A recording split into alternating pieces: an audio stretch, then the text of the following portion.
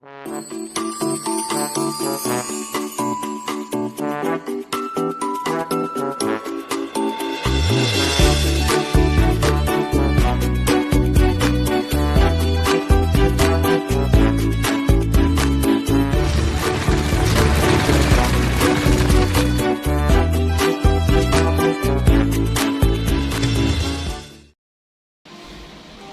ngalan ng Ama, ng Anak at ng Espiritu Santo. Amen. O dakilang Diyos na makapangyarihan sa lahat, El Shaddai ang iyong pangalan. Ang Diyos na may likha ng langit at lupa. Ang Diyos na walang kapantay, walang katulad. Ang Diyos na karapat-dapat namin sambahin sa Espiritu at katotohanan. Maraming salamat po, O Diyos, minsan pa sa buhay at kalakasan na muli mong ipinagkaloob sa bawat isa sa amin. Maraming salamat po, Diyos, dahil muli mong ipinahintulot ang araw na ito upang ikaw ay aming sambahin, upang kami ay patuloy na magninilay tungkol sa iyong mga salita o sa iyong mabuting balita. Loobin mo, O Diyos, na ang aming puso ay matuon sa pakikinig ng aming mga tainga, O Diyos. Matuon sa pakikinig ng iyong mensahe para sa amin, at ito'y magdala sa aming buhay tungo sa isang buhay na ganap at kasiyasiya. Pagpalain mo, O Diyos, ang iyong mga salita. Pagpalain mo, O Diyos, ang aking mga kapatid na rito ngayon. Pagpalain mo ang kanilang mga kahilingan. Lubin mo, O Diyos, na anuman ang kanilang minimiti sa buhay ay magkaroon na ito ng katugunan sa pangalan ni Jesus. At inaangkin na namin ang 100% katagumpayan ng buhay na nagmula sa iyo sa pangalan ng Ama, ng Anak at ng Espiritu Santo. Amen. At amen. Palakpakan natin ang Panginoon. Purihin natin ang Diyos.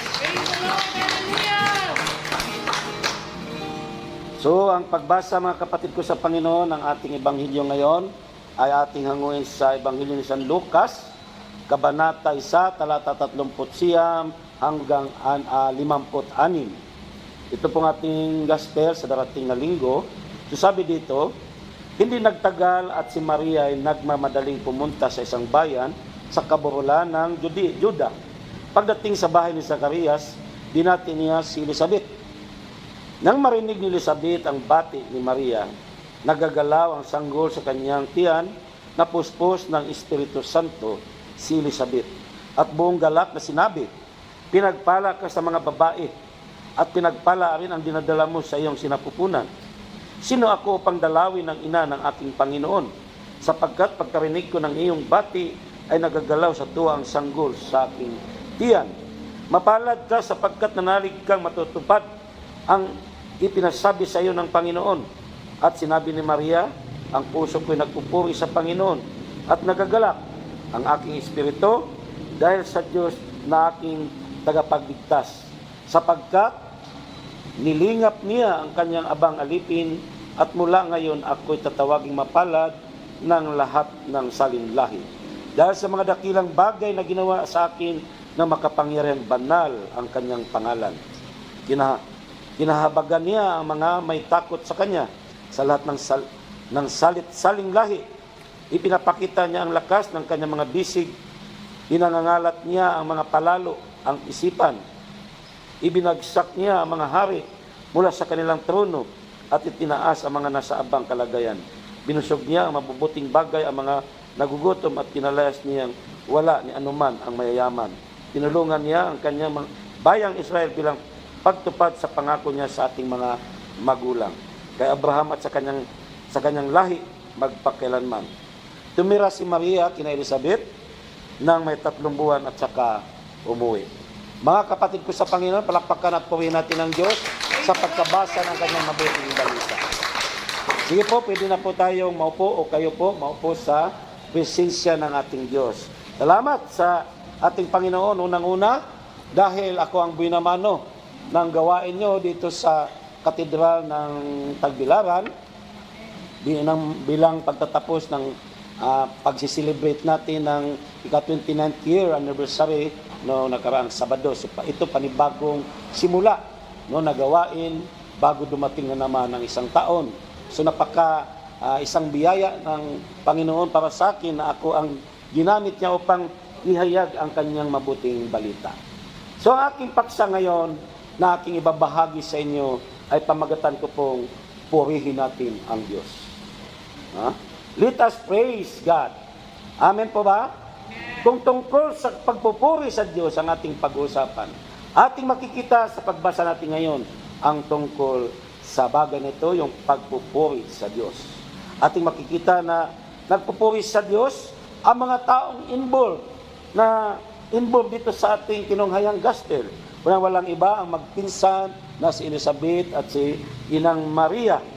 At maging ang kanyang anak na nasa sinapupunan ni Elizabeth ay kasama nagpuri, no? Si Juan Bautista. So, ating makikita ang bagay na ito yung tungkol sa pagpupuri sa Diyos. Amen po ba?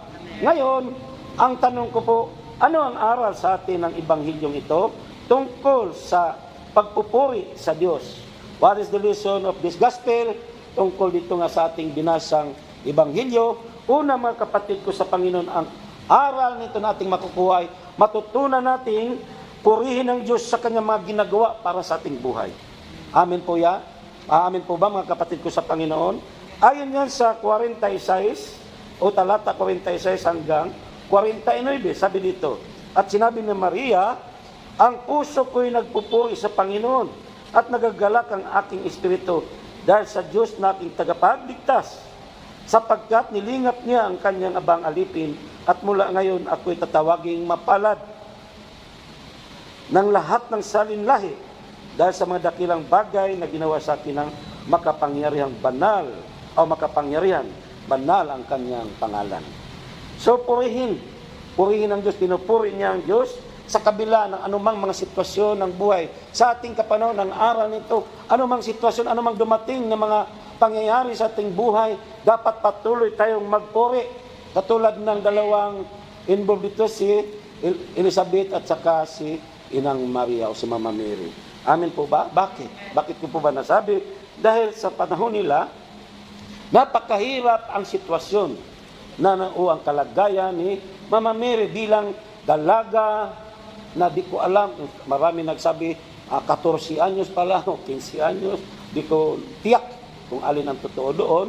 So sa batang-bata o murang-murang edad niya ay nalagay na sa sitwasyon na gano'n na kung saan ay magdadalang tao siya. Amen po ba? So yun, napakahirap na sitwasyon. Kung sa ating buhay, bigla kang nabubuntis, na wala namang sinasabing ama sa tao, sa paningin ng tao. Napakahirap, pero anong ginawa ng ating Inang Maria ay patuloy na nagpupuri sa Diyos, nagagalak lagi sa Panginoon. So sa ating buhay, ang aral nito, anuman ang mga pangyayari dumarating sa ating buhay, dapat patuloy tayong magpuri, magagalak sa Panginoon sa kabila na kung ano man ang ating mga nararanasan. Hindi tayo dapat magtatampo sa Diyos. Bakit ganun ang nangyayari sa aking Panginoon? Bakit ganito ang ginahintulot mo? Dahil may mga kapatiran po tayo na sasabihin, kung kailan ako naglilingkod sa Diyos, bakit Panginoon pinangyayari mo sa akin? Naglilingkod naman ako sa iyo ng tapat. Di ba? So anong ibig ko sabihin? Maging matatag tayo sa ating pananalig sa Panginoon.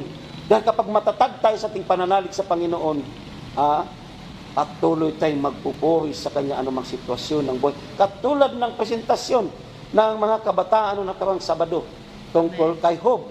Di ba? Sa ating tema, ang ating tema ay maging matatag sa mga pangyayaring dumarating na bagyo sa ating buhay. No? Anumang mga bagyo yan, magiging matatag tayo.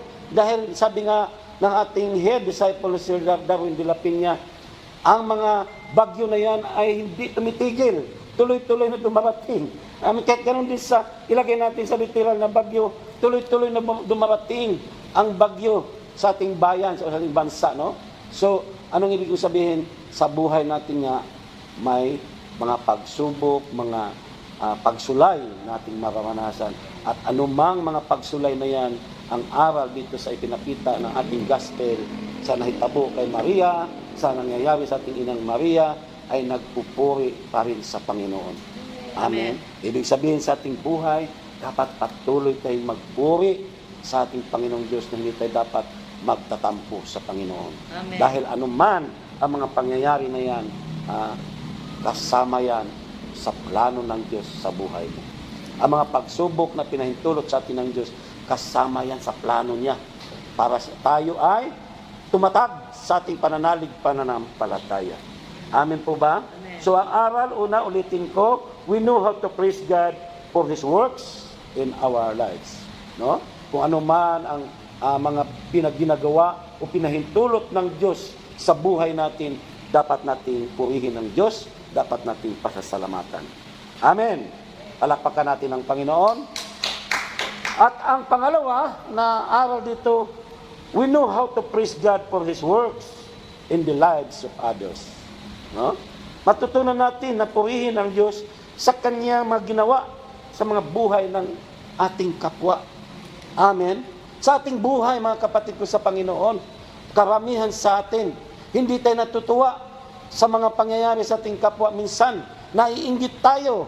Nandiyan yung pinagpala ng Diyos ang ating mga kaibigan. Minsan, nagiging dahilan upang maging manlalamig tayo sa pakikitungo ng ating mga kaibigan. Bakit nandoon yung naiinggit tayo?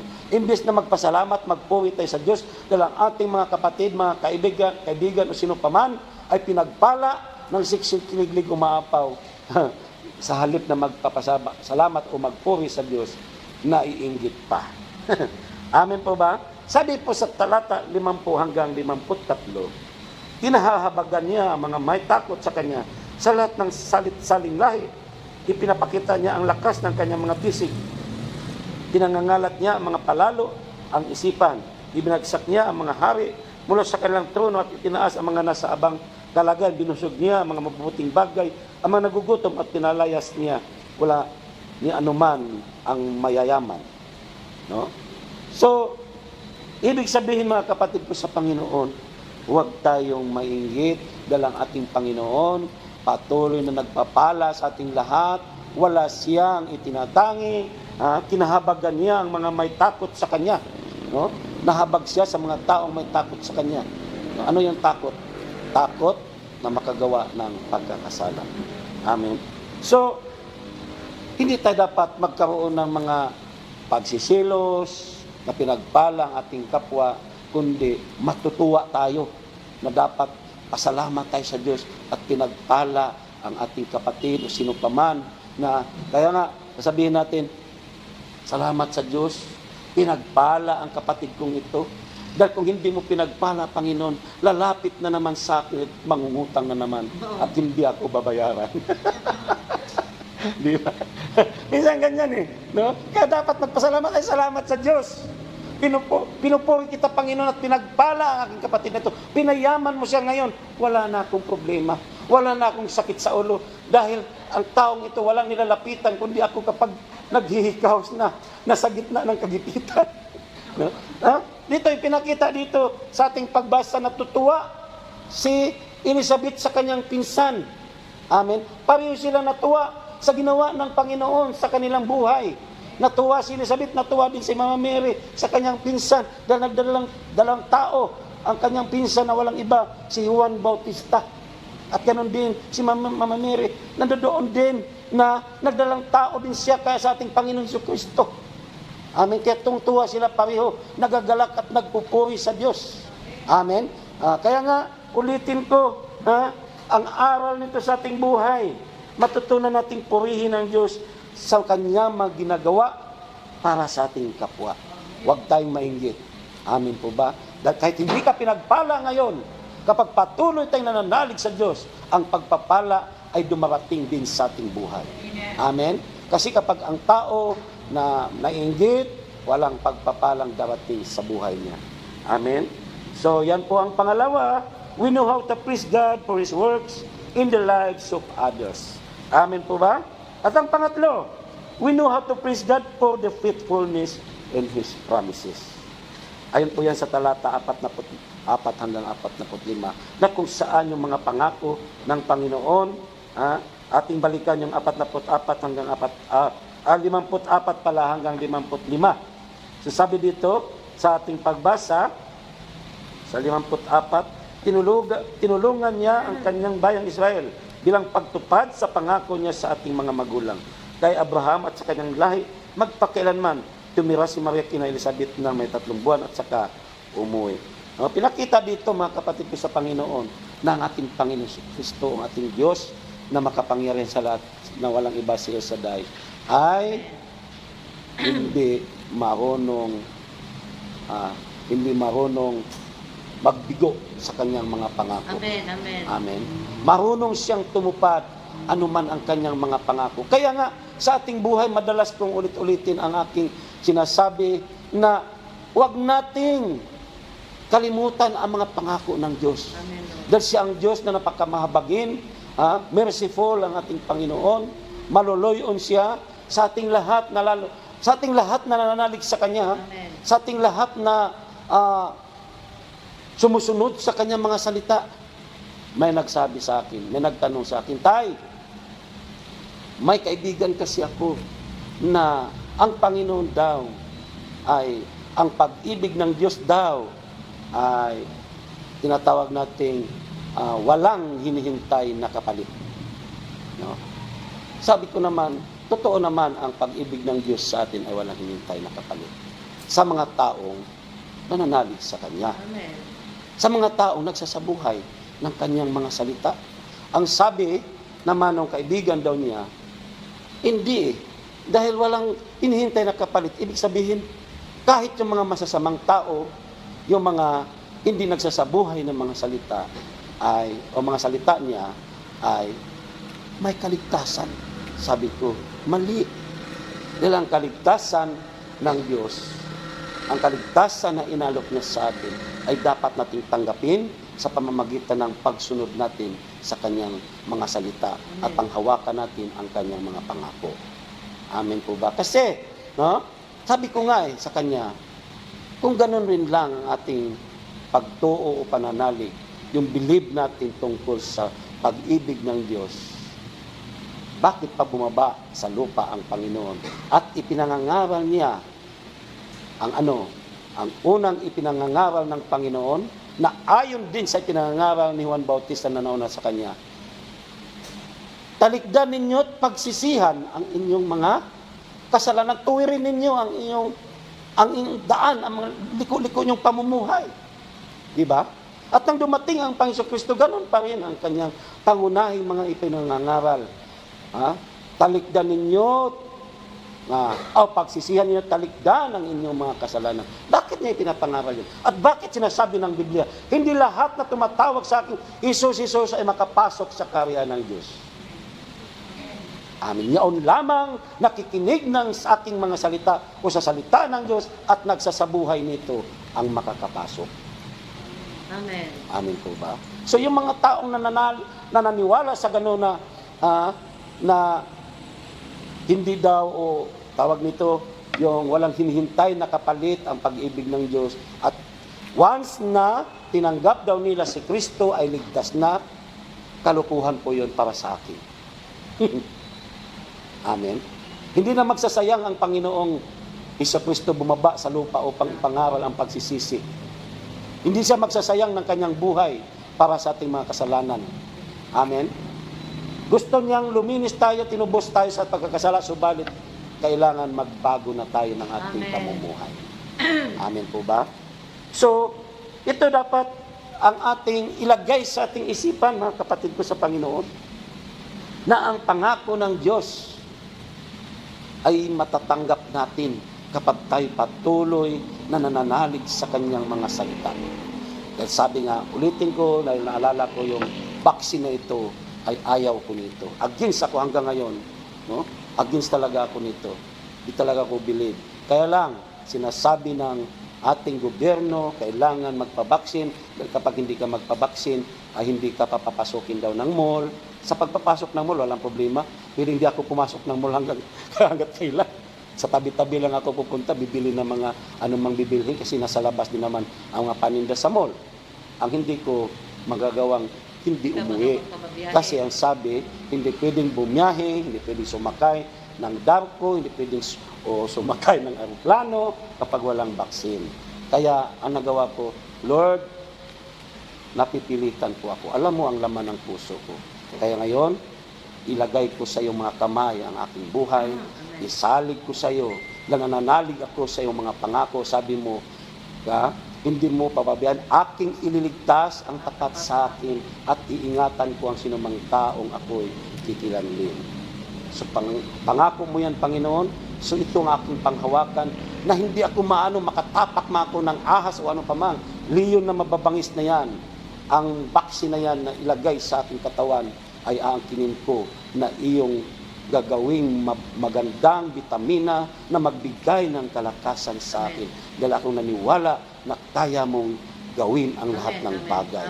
Ang masasama, pwede mong gawin mabuti. Amen po ba? So yan mga kapatid ko sa Panginoon, panghawakan natin ang pangako ng Panginoon. Amen po ba? So yan po, ang pangatlo, we know how to praise God for the faithfulness in His promises. Magkaroon tayo.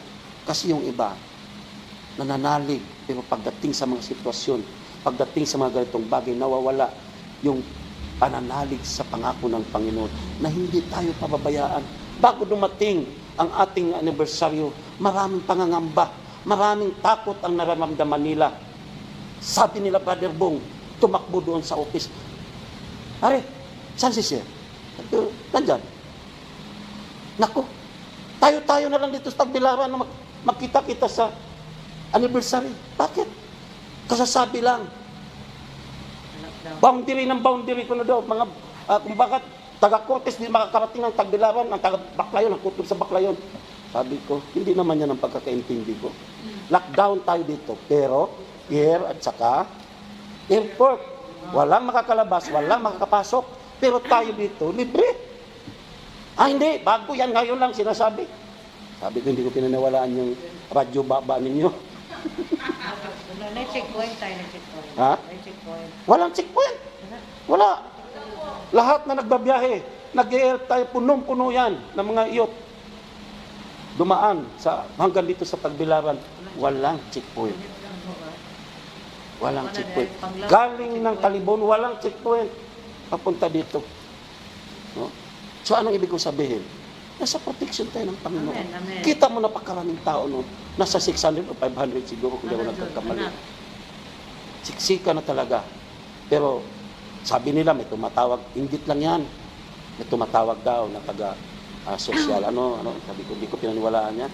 Gusto lang sirain ang ating gathering. Kasi kung talagang meron yan, pumunta na sila Antimano. Pupunta na, hindi tatawag yan.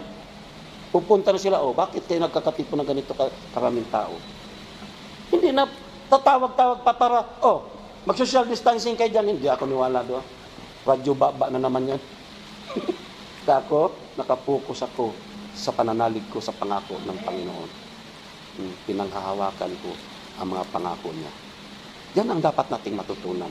Amen. Dumating man ang mga sitwasyon ng buhay natin, mga kakulian na hindi natin inaasahan, ipagkatiwala natin sa Diyos dahil may pangako ang Diyos na hindi niya tayo pababayaan. Amen. Maging strong lang tayo, mananalig tayo, maging matatag tayo sa anumang hamon sa buhay na ito tayo magtatagumpay.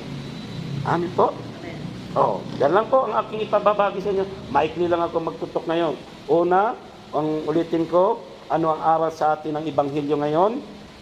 What is the lesson of this gospel? We know how to praise God for His works in our lives. No? Ang pangalawa, we know how to praise God for His works in the lives of others.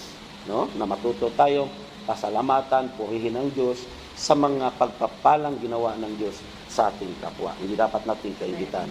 At ang pangatlo, we know how to praise God for the faithfulness in His promises.